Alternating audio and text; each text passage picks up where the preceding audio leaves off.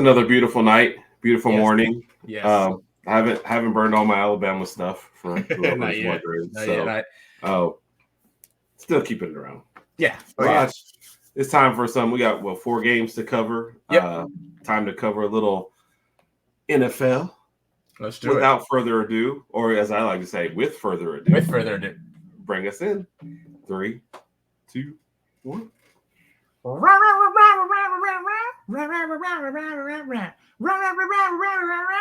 NFL divisional picks.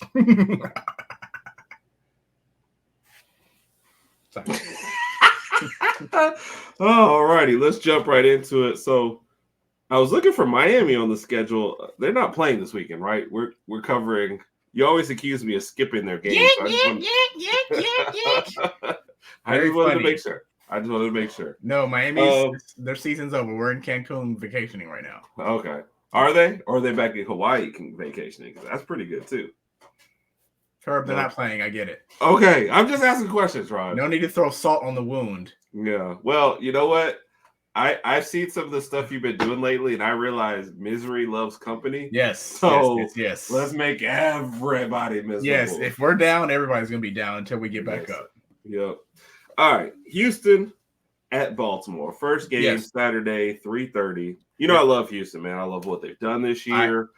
Love the draft picks all panning out. So hold on. So is it safe to say the Houston Texans are your favorite NFL team going forward, or is it just right now? It's probably always going to be right now, just because of the neighborhood. It's unusual for me to pick a team like Houston when like their biggest pick was not an Alabama player, right? But Alabama coach and Alabama on defense, so I think that's why they slide by.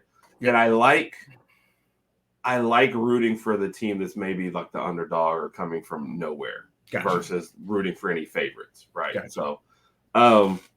So that's why I like Houston. One of the few teams I bought an NFL shirt for, and I know you're probably like, why did I couldn't find it real quick? I think I threw it in the wash last week, so it's still drying. Gotcha. So I love what they've done, but going to Baltimore winning, man, I can't pick them in this game. The line is 9.5. I'm hoping they keep this a tight, close game, but Baltimore just got to beat it every. It's going to be tough. It's a tall task. No, I'm with you on this one. I do pick Baltimore. I pick Baltimore by a touchdown. I don't think Baltimore covers, but to your point, I've mentioned this to you before. It's going to be really, really hard to scheme for Baltimore because once Lamar starts to get running, there's not really too much you can do but just suffer and hope that he makes a bad decision or hope that you put enough pressure on him so he runs out of bounds. Other than that, they've got the run game, they've got the passing game, they've got the weapons in the air. And they've got Andrews not coming back, even with Mark Andrews out, they still have a good offensive game, and they think they have the number 1 ranked defense in the league as well. So it's kind of like I don't know. It was a nice story for Houston this year. I was happy for them too, for obvious reasons. They got a lot of Bama guys. C.J. Stroud, offensive rookie of the year, he has to be in my eyes. They've got their future quarterback. They've got a young defense, nice. D'Amico Ryans might be coach of the year. Who knows? Right. I think the future is extremely bright for Houston, but it's going to end tomorrow in Baltimore. Yeah. Unfortunately, that's just it. So got to go with Baltimore in that one, man. Good season for Houston. I'll be rooting for him, but it's going to be tough. Yeah. And have you read where Lamar, I guess, is already putting pressure on himself to win a Super Bowl? I did not. What's going on? Yeah, that's just that. I mean, that's just it. That's really the whole thing. I didn't even click further than that. I was like, put pressure on yourself to win the next game, but don't put Super Bowl. His playoff record isn't great, so that's been an issue. But man, just get through the first game, man. That gets your rhythm going. So, man, I think he's in a great spot here. So that was interesting to me though that they're already talking about pressure to win the Super Bowl. Yeah. Team that is slated for it's interesting. Both the lines, as I'm reading them right now, 9.5 for both these games. Baltimore over Houston, and the next game, San Francisco over Green Bay. The biggest thing you can say about the underdogs is maybe they take advantage of the week off the favorites had. But otherwise, it's like Love is playing great, cementing his status as they made the right decision. But there's a whole nother jump up from going to Dallas than going to San Francisco. Yeah, I think comparing this San Francisco team to Dallas's team, San Francisco's got one of the – if they're not the best team in the league on both sides of the ball, it's going to be Baltimore, but they're 1-2. I see San Francisco covering in this one, maybe even winning by a little more than 9.5. I know, and I saw something today on Speak, which comes on Fox in the afternoons, where like they were talking about Brock Purdy possibly being the worst quarterback left in the playoffs. And I could see that, but let's be honest, with as many weapons as Brock Purdy has around him, he does not need to go out here and throw for 300 yards. Right. Look who your running back is. Look who your fullback is. Look who your tight end is. Look who your receivers are. You've got weapons all over. All he has to do is manage the game, get rid of the ball, and everything will be fine. I think, again, from Green Bay's perspective, it's a cute story. Jordan Love, hey, huge win. Biggest win of his career was last week in Dallas on the road. They've got a bright future ahead. I guess it's safe to say that Jordan Love is their future quarterback. I know there are questions looming this entire year. Yeah, I think the team loves him because he's done so well. I get it. Trust me. Because okay. Please don't make me apoplectic right now. Oh.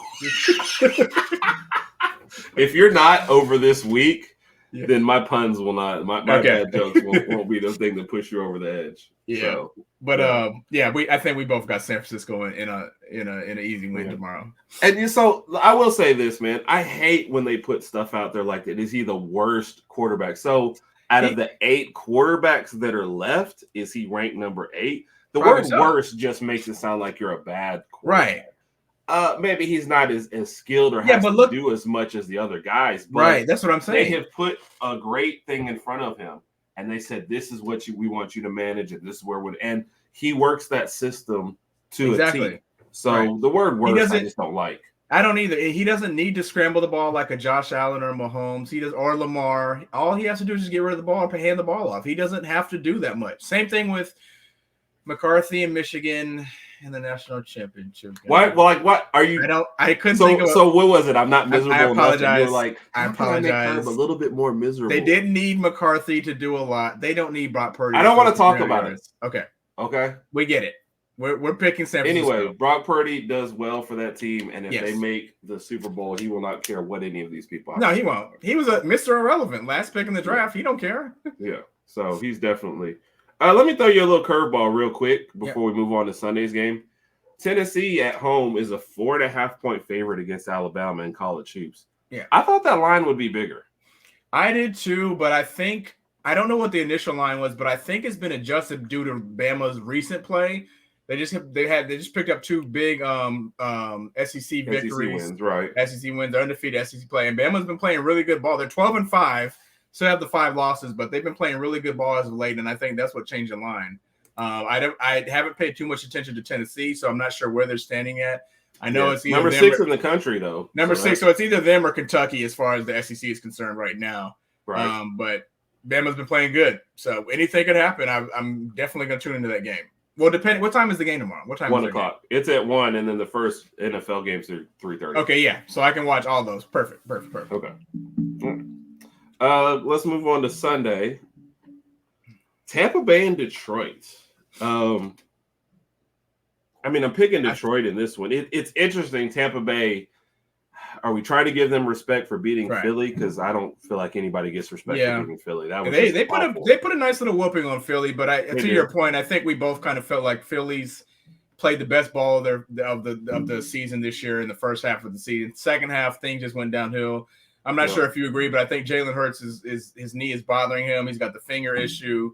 AJ Brown was out, so they had to double Devontae Smith. They knew that's where the ball was going to, and Devontae still had a really big game. But I can't even excuse the injuries because let's just be honest. Even as a fan, Jalen Hurts did not play well this year. The turnovers were terrible. The offense was bad. Whether that was just them or disconnect in the play calling. AJ Brown seemed like he was just unhappy for the whole. That team was ready for the season to end, and it showed in Tampa Bay. Detroit's going to be fired up, man. Go ahead. Yeah. No, shout out to Jason Kelce on that point too. Excellent career, first ballot Hall of Famer, got a Super Bowl in. He's like 8 or 9-time Pro Bowler, etc. So shout out to Jason Kelce. Yeah, definitely great career. As far as the game, the Lions and the Bucks, who do you have? I'll definitely take the Lions at home. They love that Dallas loss. Yeah. Giving them another home game. I know last week was very emotional with Stafford coming back. They did not play well. 3 points for the whole second half. That's just awful. Not what you expect from them at all. I expect much better. This one, they didn't run the ball well in the second half. And I know Tampa Bay's run defense is supposed to be pretty good. Yep. I think this is a good little bounce back for them. I don't know about -6 just because they never seem to put any teams away. Right. That's what worries me about them. But I'm definitely going to take Detroit at home, man. I think Goff has a good game. I think the two-headed monster at running back has a good game. And I think they pull this one out. I agree. And speaking of the two-headed monster at running back, I love watching Jahmyr Gibbs play, man. I think he's had an excellent season. He's fast. He can catch. He's twitchy. Great pickup for Detroit in the draft. I know some people were skeptical because I think he went number 12 in the draft, and some people were like, I don't know about a running back. Even I thought it was high for where he went. I know. I remember, but that was a home run pickup for them.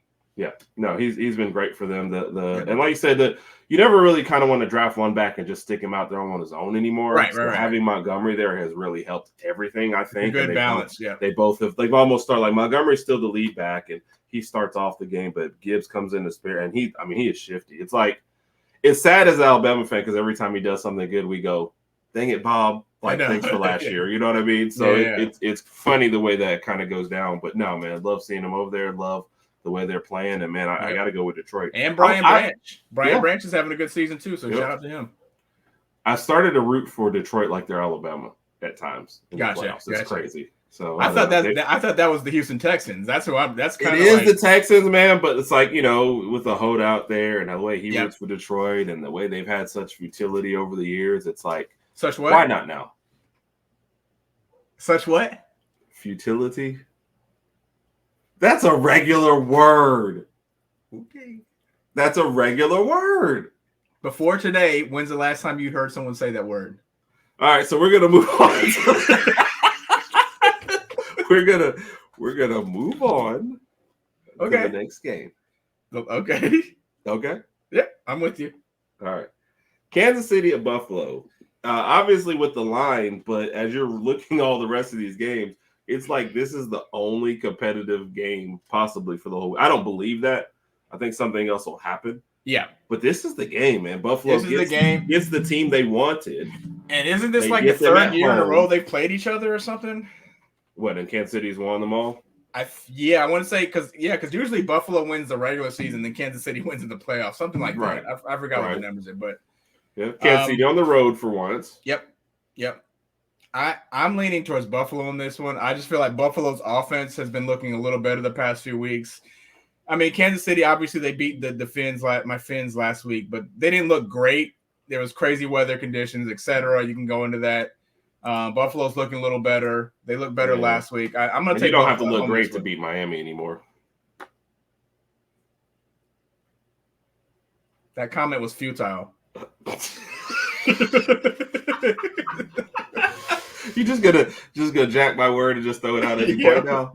Yeah, I got Buffalo at home and I got them covering. I mean, the line's only 2.5, but apparently this is supposed to be the closest game. I think it's going to be either this game or the Bucs and the Lions game. Yeah, I think so too. I got Buffalo at home. Yeah. On Saturday, I think the Super Bowl contenders will really kind of flex their muscles. Sunday, Detroit tends to play closer games than wanted. So this is the only. I was like, I'm looking at my picks and I'm thinking, I can't pick every home team, even if it looks. You know what? I thought the same thing before we went on. I was like, I'm picking all the home teams. I have a feeling and those are the picks I'm sticking with. But I have a weird feeling one of these home teams is just going to drop the ball. Yeah. So the thing that I don't like is if it's not Buffalo, it feels like it would have to be Detroit. Right. I'm taking Kansas City on the road. Pat Mahomes, Rashee Rice, whatever's left of Taylor Swift's boyfriend. If he can catch a few and shake it off. I think he'll be okay. I mean, otherwise it's going to be a cruel summer if they lose. So, oh my gosh. It is. Oh, but I think it's going to be a heck of a game. I'll go with Kansas City on the road for that reason. But hopefully it is a good game. Hopefully the weather does. I mean, hopefully it lives up to the hype. Yeah, I agree. You see these games and we get all excited for them, then it somehow ends up being like a 10-7 game, and everyone looks terrible. So and Buffalo, I guess Gabe Davis isn't playing. I don't even know if that matters anymore for them. Not really. I mean, they got Diggs out there and some other people, so they'll be all right with them. Diggs and some other people. That pretty much sums it up. I should have said Diggs and the rest of the receiving core. That's when people write articles and they say Diggs and company because they don't know who the company is. They're just like, it's just Diggs. So, all right, Raj, I hear you. Yep. All right, so that's our picks. Almost all home teams, and we differ on one game. So since I'm usually the better brother, that means Kansas City will probably win. All right, Raj, appreciate you, sir. I guess it's time to wrap this bad boy up. All 3 right. From Alabama. This is tough. 2. No, it's not. 3, 2, 1.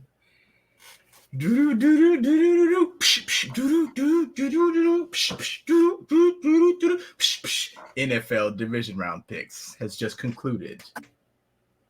Roll Tide, everybody. Roll Tide. And go Texans. And go Lions.